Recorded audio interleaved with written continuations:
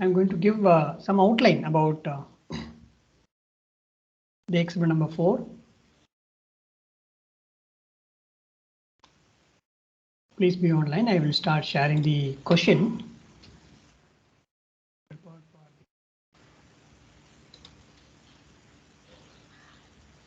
Experiment number 4.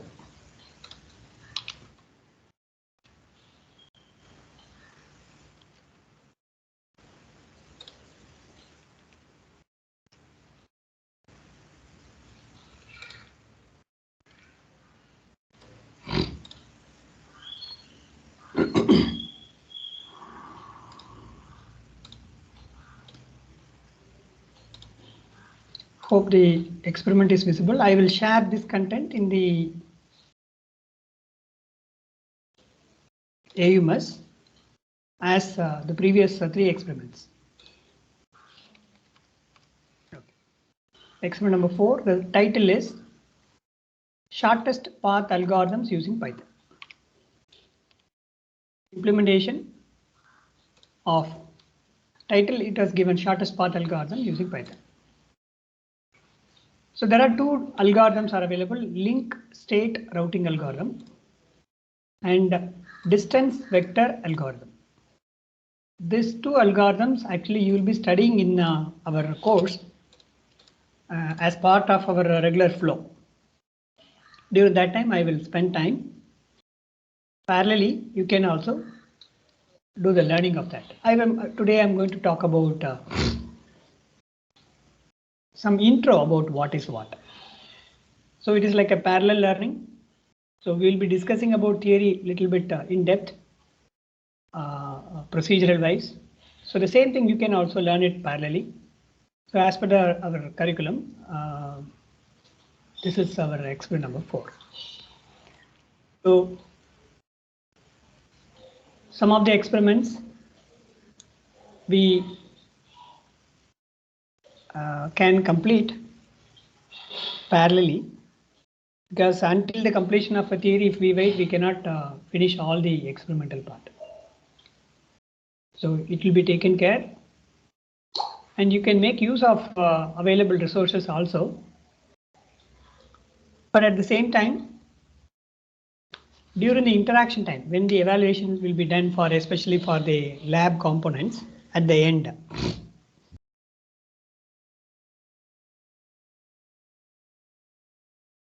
during that time, any one experiments will be taken randomly, either 1 or 2 experiments. That team has to give a presentation about that. So you must be ready for all the experiments. So for evaluation at the end for the lab component, one component is actually is a term work. The another component is actually is the, which already I told, the evaluation of the experiment what you have done. So we are not stopping that. Yes, you should not use any other reference. Yes, you can follow any reference materials. It's open. But at the same time, during the interaction time, if the students must have a practice, those who are having really learned theoretical concepts and implementation done by their own, especially for the programming, the person who is doing by their own, only that member can talk, because it is highly logical thinking and writing a code based on our thoughts and plan what we have prepared for a objectives which we have planned. So that's the idea. So I request all of you, even though this work has been given as a teamwork, it is individual responsibility. You please ensure that you can discuss among your team what is to be done, how to do, what to do. You can discuss, but at the same time,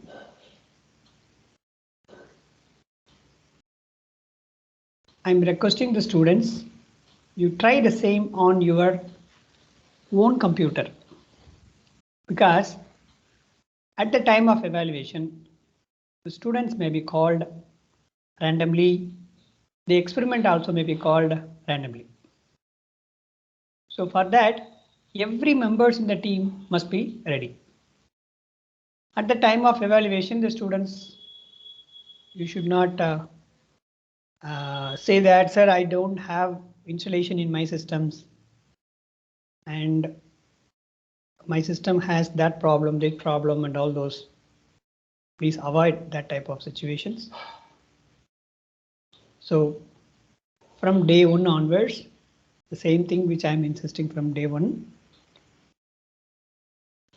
especially for a programming, since I worked in a software period, with that some minimal experiments or experience I'm sharing with you. It is not like a hardware experiment by going and seeing some experiment which is done by somebody else. We can also recreate by our own. No. So individually we have to taste it. We have to experience it. Then only you will be in a position to answer. That is the very toughest part in the programming side. So algorithm, all those things fine. Okay, because it's a concept. So when we are asking to show you demonstration, you may be called. It's very simple. This is an open question. You have to take any one of the function, the statement which is written. What is the meaning of that? Why that statement is written? What function? Why that function? So we must be aware of all those things. So better try things individually by your own. Then you consolidate. That's a good way of practice. Good. Okay. So now we will move to the experiments. The shortest path algorithms using a Python. Two algorithms, link state algorithm and distance vector algorithm. Okay, for link state algorithm, totally 12 teams are there in our the term work team. Team 1 to 6, they can do the link state algorithm. Team number 7 to 12, distance vector algorithm implementation using Python. Okay, so that's the idea. So you have to check, give the input, some valid input, and validate your results also. Accordingly, you can write a code. So submit the same on or before on 18th. So this is the time for. So on 18th, I will give another experiment number 5. So every week we can have one experiment like this. Okay, these are all the other general format. So you can use any other platform like Windows or Linux platform using the Python. That's all. So experiment should be written based on a Python. Okay. Do you have any doubts here?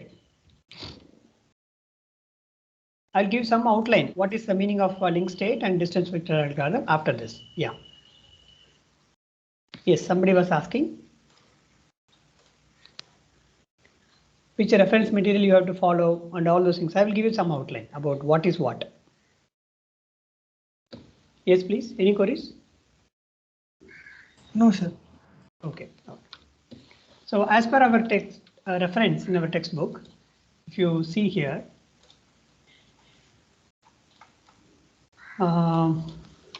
here in the contents, if you come here in a network layer,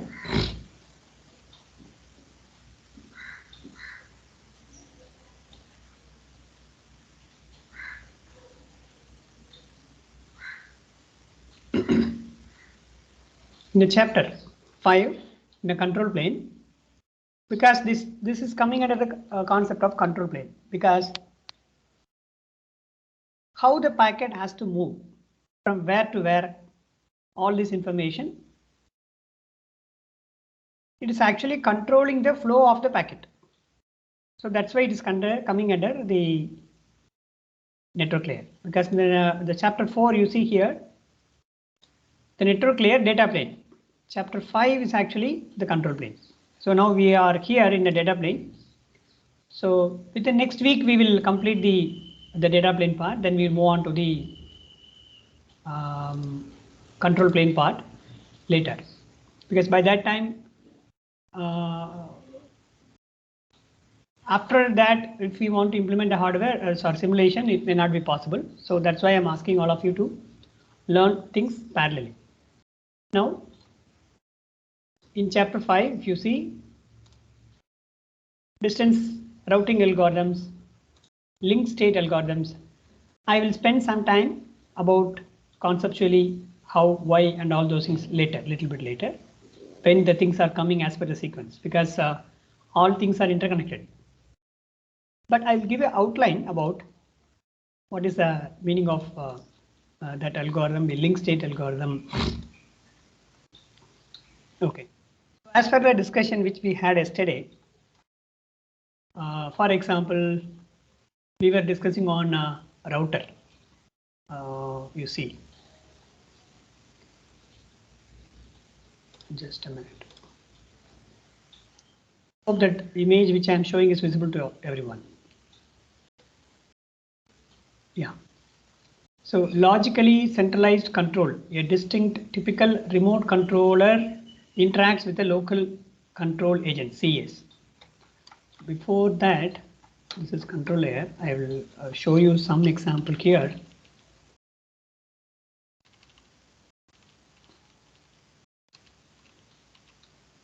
Yeah. Control plane. This is in from remote. Actually, we need to. We are here. We are moving towards to that.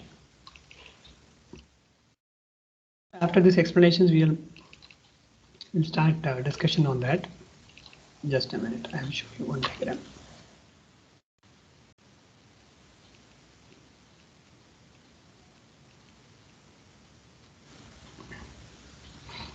This is for tunneling. Okay, so you take this. So generalized forwarding, each packet switch contains a match plus action table that is computed and distributed by a remote controller. Here actually talks about, you just will visualize the overall the structure of the networking. So this is router, the routers interconnected, which forms the networking. Each router will have its own table that is called a forwarding table and routing table. Actually, what happens is that router will create or will get routing table. That router will send the information to the switches which got connected to the router. It will send a forwarding table. So the hierarchy is that the network layer, especially the router, has 3 layers, but the switch has only 2 layers. So the router can interact with the external devices like the outside devices other than the local. For example, in our college, in a lab, majorly they used to keep a switch inside a lab. That is called a 34 or 32 port switch, 64 port switch, like that. The switch needs a forwarding table. The meaning of forwarding table is if any packet comes to the input port of the switch, to which particular port that packet has to be sent out. That decision will be taken. That intelligence has to be incorporated. That process will be initiated based on the forwarding table available on the switch. Okay. Then who will give that forwarding table? The router. This switch got connected with the router. The router will give the information.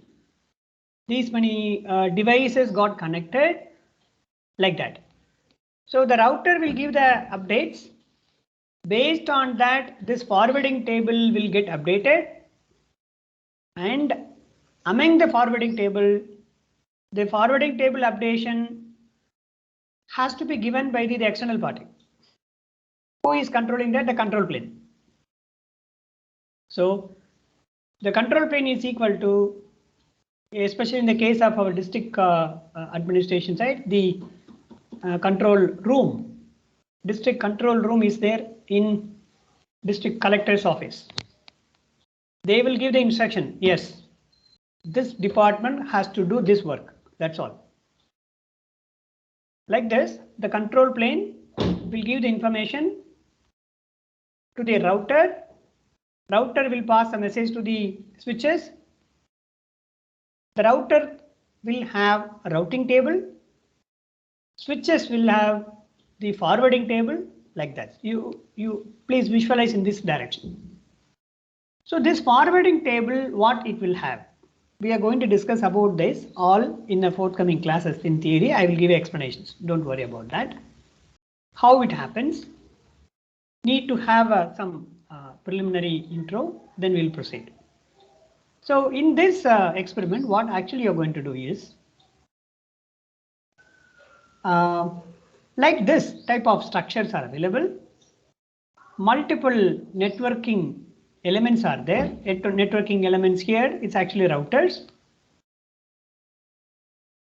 Because, for example, if you see as per the diagram, if you see here, a path, a packet moving from the packet is coming to this direction. It can move either port 1, 2 or 3. Through which port the packet has to flow. Somebody has to decide. Knowingly or unknowingly, if the path has been selected as 3, sometimes it may travel to the destination very long distance. Because of that, the overall transaction delay may come, RTT may increase. So because of that, the overall throughput may come down. To minimize that, the time duration of RTT, that's the overall objective, major macro level vision. So we have to decide the shortest path algorithm can be implemented to decide which particular paths are freely available.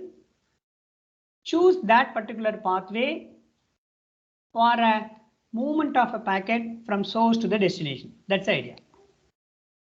So the tables which is available now, which we are talking about, it's called a routing table and a forwarding table. These tables usually used to get updates periodically. So that table will give a message to the either switching element, like either switch or hub, whatever it may be, but the logic is still same.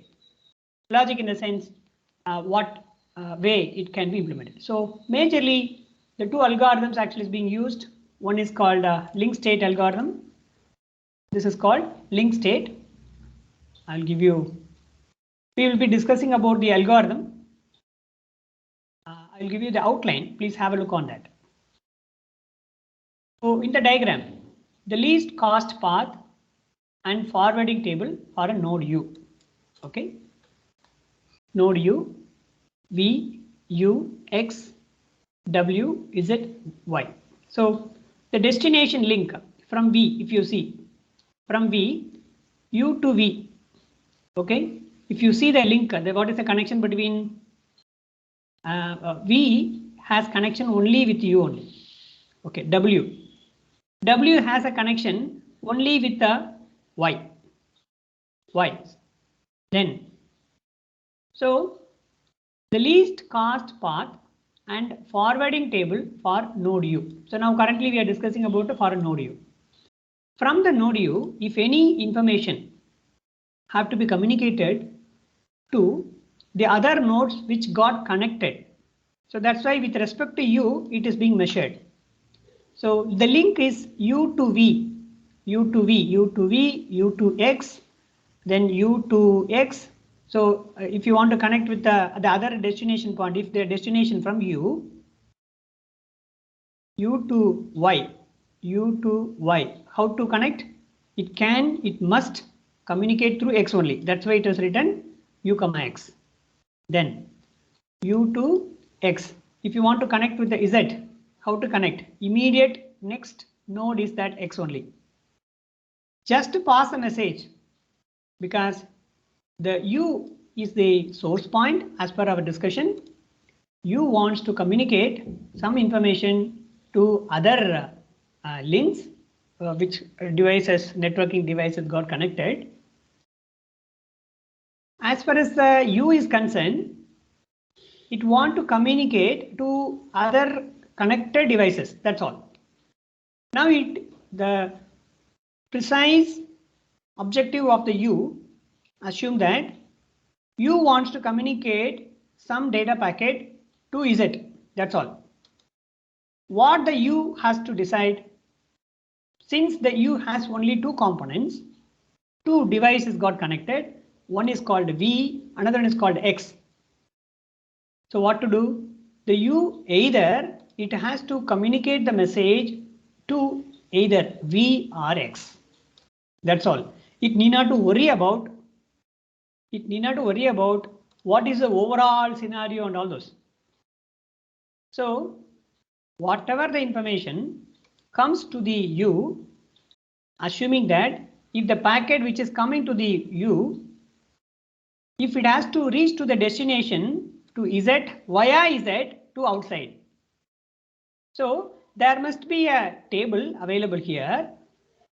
If there is any header information which has this particular addressing scheme or something, the decisions to be taken by you by updating the table over here. That table may be the forwarding table. Okay, something is coming, data packet. It has to be forwarded just to this port number. Either it's 2 here. Assume this is port number 1, this is port number 2. Immediately the data packet will come here. That's all. The main job of it is like a traffic police. The traffic police need not to worry about what is a macro level decision. If any ministers are coming or in the a city location from the DSP office, they usually used to communicate the message. This is the pathway traveling the pathway of the minister from the airport to that particular decision. So the top level, the commissioner level people, they may get an idea, okay, how they are going to move. Then based on that, they will communicate to the next level, is an inspector level or a traffic inspector level. Okay. So when it is coming to the constable level, those who are standing in the exactly in signaling, they will tell. Sometimes they may not be aware what is the overall macro level vision, but they will get the instruction. All the people, those who are coming in this pathway, it may be a 4-way junction. Please redirect all members who are all coming in this way, redirect to the other pathway to make sure that another main route way which is needed for a minister's travel, that must be free. That's all. So that now here we are discussing about that. It is equivalent to a traffic constable, police standing in the signal exactly, who is controlling that particular node, like that. That's called a forwarding. He may not be aware of the overall routing. So keep this in mind. With that perspective, when you see, you can start implementing this. So the step-by-step procedure also given over here. You can have a look on that. You study that. This is called a link state algorithm. They gave the computation, how the distance is, what is the calculation. If, for example, if a packet wants to move from here to here, there may be n number of ways may be available. Which particular pathway has a minimal cost that has to be identified. Based on that, the forwarding table has to be updated. So that logic is written here. We will be discussing about that in forthcoming classes. Anyhow, you can have a look on that. So the algorithm, it is written as a code part. It is like this. The same thing you have to implement it in a Python form. So you start learning this things. This is the idea. You keep this in mind. Fine. The next one is called distance vector routing algorithm. It is also equivalent to the same way of LS, but it has the configuration wise is different. DV. Both are having a different scenario. It has its own decision part. Distance vector. It will also calculate what is the distance between each pathway. It will calculate x to y, x to z. For example, if you see here, if we travel from x to y, how much weight factor? This is called a cost factor. That cost is called actually is a 2. So from here to it's 1. So from x to z. For example, if somebody wants to move from x to z, directly if the directly connected pathway, if they want to communicate, the cost of that is maybe 7 as per the diagram, just I'm giving outline. But instead, the x is communicating to y is communicating to z. If we travel in this pathway, 2 plus 1, sometimes it may be a shortest path. So the decisions to be taken accordingly. So if it is a shortest path, but at the same time, we have to be very careful on the selection of this one. Not only this cost. So that some of the configuration in a real time I'm talking about the content, the switching element which is available here may have some bottleneck, like the input port which is coming when it is processing speed, the buffer size, how much amount of packets can be kept in a queue as per the RDT 3.0 which we have discussed, to increase the capital N, the window size, to increase the overall throughput. So whether that network element, it's like a switching element, either switch or router, has that provision or not, and internal hardware facility, is it having a good quality of high speed data flow, all these things has to be considered. Why I'm saying is that it may be shortest distance, but when it is packet is moving towards to this one and it is coming out, sometimes that may get delayed because of that. So all these parameters have to be considered before shifting or forwarding a packet information from source to the destination. So we will discuss about this anyhow. I'm giving the outline above. Among this, for example, as per this, you see which particular pathway has a very minimal distance, that particular pathway can be given. That path can be selected as the minimal path. Accordingly, once the pathway has been selected, you see, once the path has been selected, if it has a minimum distance, the forwarding table has to be created and it has to be updated on to that particular forwarding table in that switching element. So these algorithms are helping for that. So since if it is there in a part of like this, multiple algorithms are available.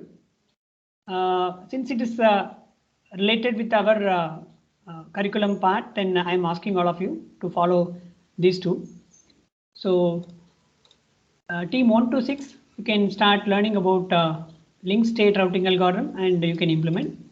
Things already have been done. All these things are a little bit old only, but still it is ruling the total communication part. Okay, distance vector algorithm, Bellman-Ford equation. So some of the mathematical modeling is being done to calculate the shortest path computation. So that is formulated by a Bellman. Okay, so this is all about our experiment number 4. Yeah. So I will upload this question by after the completion of this class in AUMS. So you can spend time. So the coming Monday, before that, you can complete this experiment. So you're having enough time for that. Is that okay, all of you? Yes, sir. Yeah. Now we will proceed for our regular theory part. Just a minute. I will share the PPT.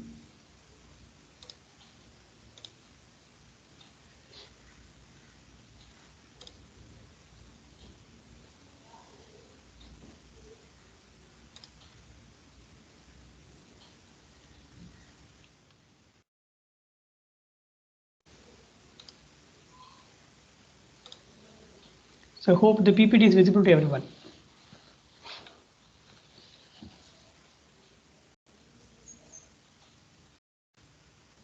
Yes, sir. Yes, sir. Okay. So we started a discussion about networking layer in the yesterday's class. So how the data packet is flowing. So whenever you talk about the network layer, majorly almost all the switching devices will be engaged. So that's why I want to communicate here. It is engaged. Engaged in the sense packet which is coming will be processed in each switching element. You see, here also network layer is there. Here also network layer. In each and every switch is having network layer. No doubt, if whenever you see a network layer is there, then it is belongs to is a router. Okay, so all devices has network layers like. So whenever the networking part is there, to do a networking, each device up to the layer of networking layer have to contribute. Sometimes if it is a networking layer, then surely the data link layer and physical layer also have to be contributed. It has to contribute for a taking a one packet from source to the destination. But in an earlier case, the previous layer which we discussed about transport layer, just a minute, I will show you that also to you, all of you.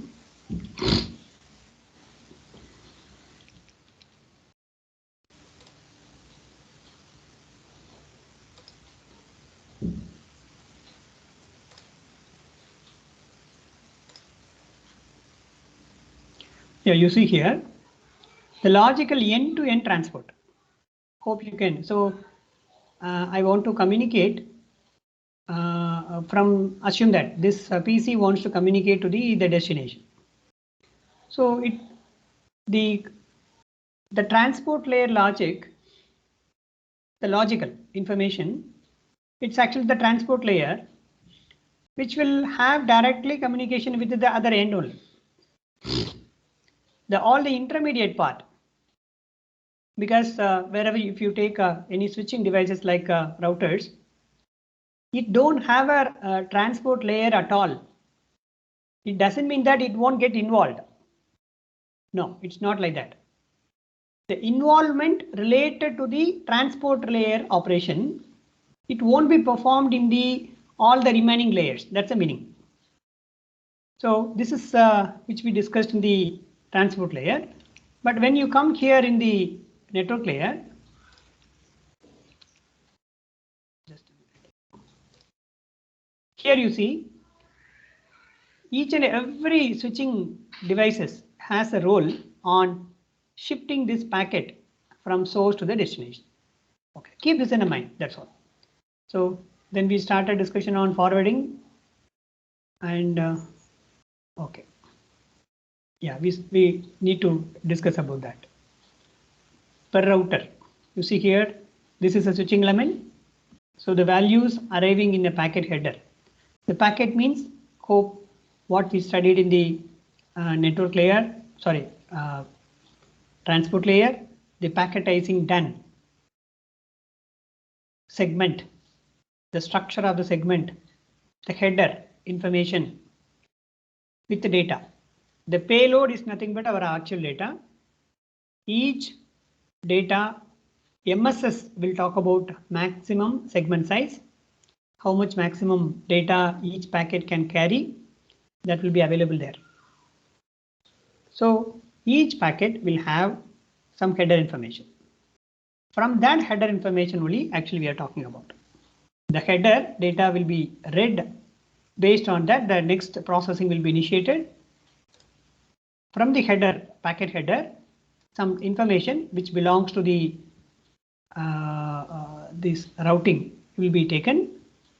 then based on that processing will be initiated. It won't touch the data what is there inside, but it is possible we can take a data also out. Okay, so now this is our general networking environment. Assume the router or switch, whatever it may be here, as per this, when you come here, maybe a assume it's a switching element. Okay, one switching element, 1 to multiple. If you go and see inside a switching element, each switching element, if you see, it has a local forwarding table. Normally, whenever you see a forwarding table, we can understand, okay, this may be a switch. Okay, what the forwarding table has, if any header which has a number 0100, what it has to do, irrespective of anything what is there inside a data, it need not to think, need not to worry about that. If a header has 0100, forward that data to the port number 2, 3, that's all. Traffic constable's job done. Like 4 categories of, because it may be having a port 3, 2, 1, because it has a 1, 2, 3, 4 port. One is acting as the input, remaining is acting as the in that way we can see. Or okay, sorry, here it is having one input port and the remaining 1, 2, 3 is output port. Assume. So if any data has the header of 0110, pass it to port 2, and 0111 for that also you do forwarding the packets to the port number 2. That's all. Now we need to have a macro vision. How, on what basis this forwarding table has been prepared? Normally, this decision will be taken based on the routing algorithm which is formulated. The router, because this is switch only, switch will have a forwarding table. Router will be available.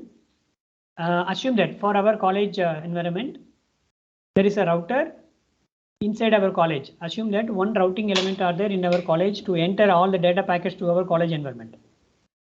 Outside the college campus, there will be another router.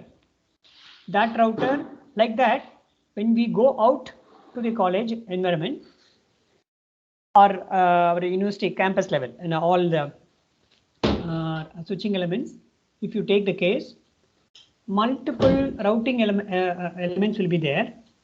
As a whole, it will be taking a decision saying that, okay, the packet has to move towards to this particular packet and all those, this pathway. That is giving the information to here. At present, you keep this in the mind. Step by step, when we proceed now, you can understand that. So that routing algorithm will decide, okay, how will the packet has to move. So it is getting updated. So here there are 2 components which I was talking about, the data plane and control plane. The decision taken on control plane, the data plane will have only the what instructions to be done. That's called the forwarding table, which is generated by the routing algorithm, yeah, which I was talking. Okay. Logically centralized control plane. A distinct, typically remote control interacts with the local control agents. Local control agents in the sense, in each switching elements, one control agent will be there. Assume that will receive the information from the remote controller. That may be a microcontroller based system. It is programmed. We can upgrade or update that program according to the requirement whenever needed. So there is a separate port will be available on every switching elements for a troubleshooting, for a configuring whether a microprocessor working or not. Everything can be done. So that controlling element will do all this process.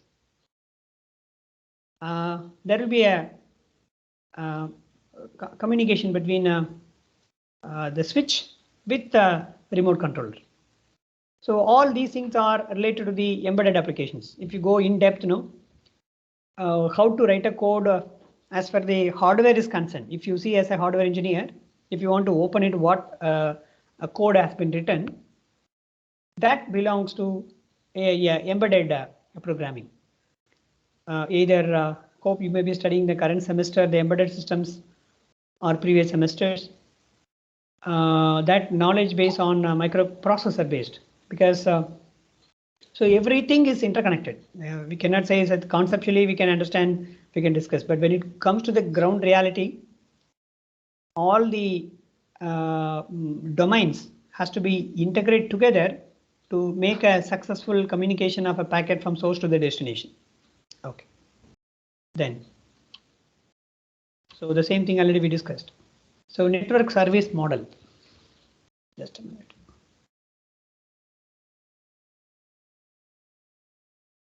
Yeah.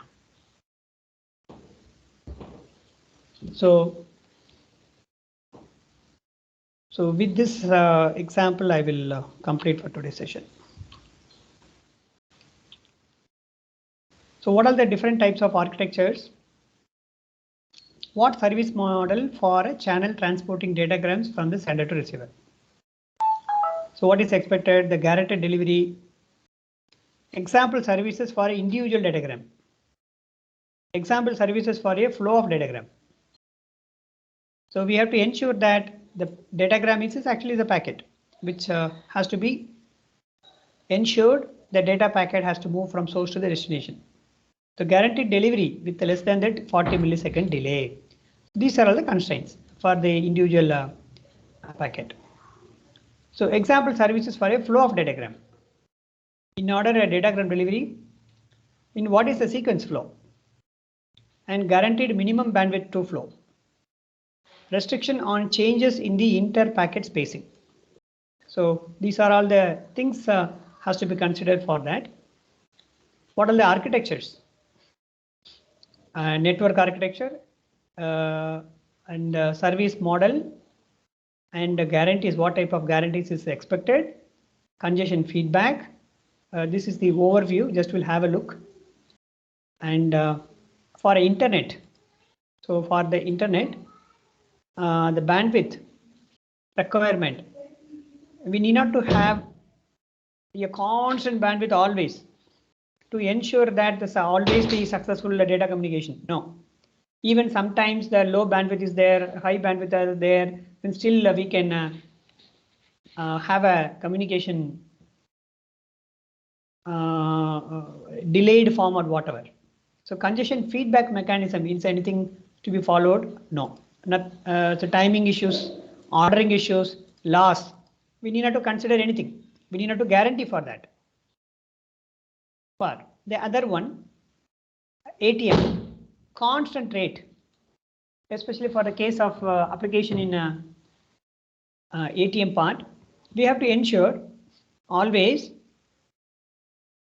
there should not be, we have to guarantee for a loss. There should not be any loss. That's the meaning here.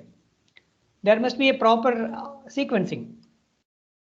There must be a constant structured data flow to track how the data packets are moving. For that, we need to have a guided pathway. Timing, yes, it is very important. We have to ensure from source to the destination how the data packet has to flow. So like this, I will talk about CBR, VBR, ABR, all those things a little bit later. So you have a look on this for different types of applications. All these many characteristics are very important. Bandwidth, loss, order, timing, very important. And what type of a congestion feedback can be given. Okay, this is the service models, network layer service model. So what is inside a router? The next class we are going to talk about router architecture. So it's fully on only in a conceptual perspective we are saying here. But when you see each and every slide in the perspective of a VLSI design engineers, each and every slide which you see here, that may belongs to a multiple PhD thesis or multiple research works outcome is a one product, one slide which we are seeing here, like that. When it comes to the practical aspects. Okay. So we will discuss about this in the forthcoming class. With this, we will stop for today's session. If you're having any queries, please let me know. I will share the attendance link. Just a minute. Any queries? No, sir. Okay. Please hold on.